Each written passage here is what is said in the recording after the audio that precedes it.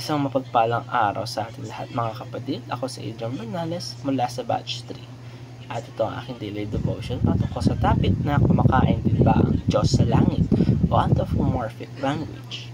At ang Bible verse natin ay Numbers chapter 11 verse 23. At bago natin simulan, alamin muna natin kung ano ang anthropomorphic language. Ang definition nito ay language that speaks of God in human terms. So, yung Diyos natin na mahal, gumagamit siya ng lengguwahe na yung normal na ginagamit natin bilang mga tao.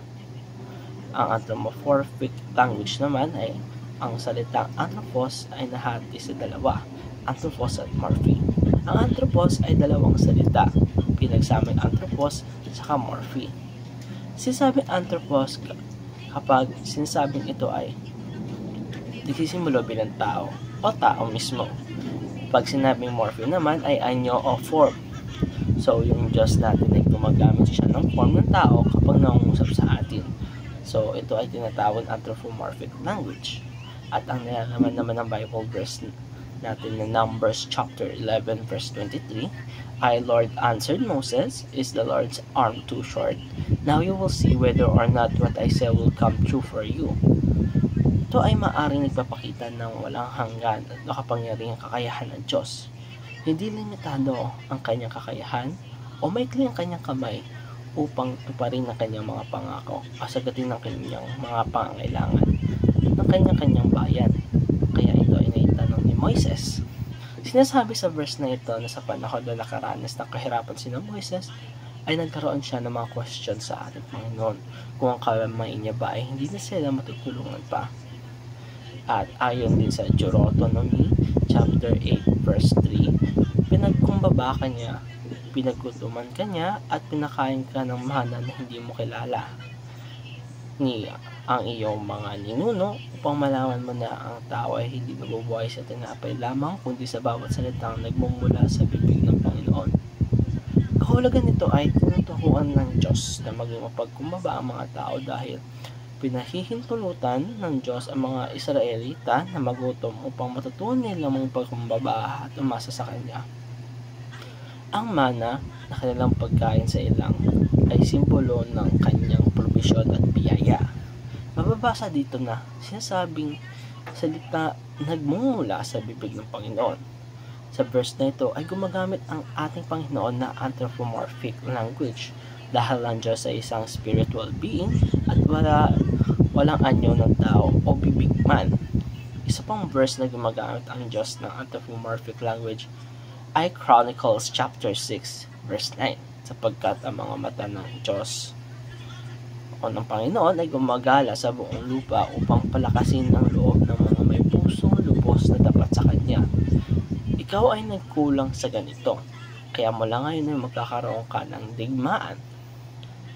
Na ang kahulugan ay pinapakita ng talata na ito na ang Diyos ay laging nakamasid, naghahanap ng mga taong may tapat na puso sa Kanya.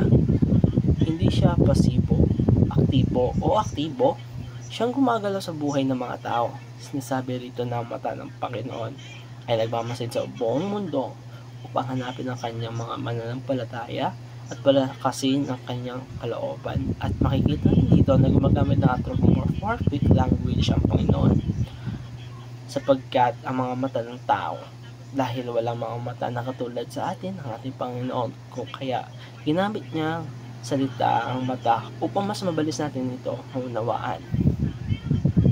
At para sa unang nating teaching ay God desires communication and relationship.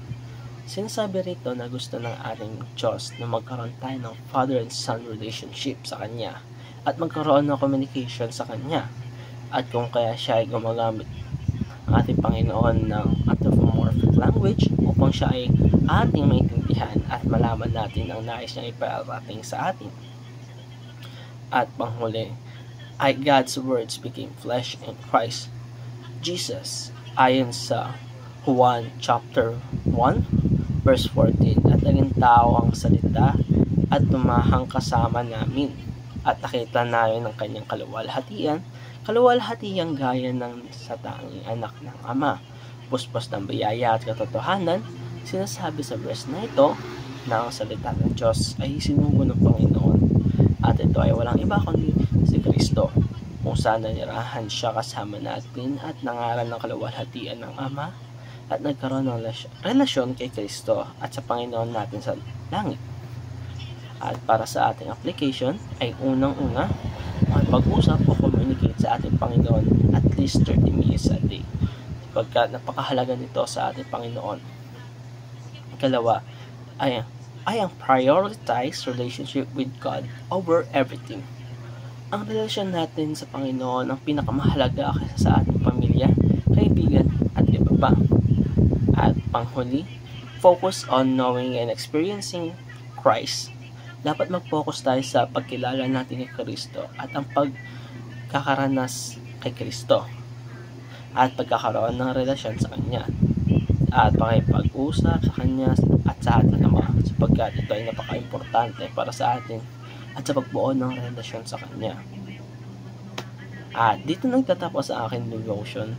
Muli ako si Adrian Bernales mula sa Batch 3. Maraming salamat sa panonood.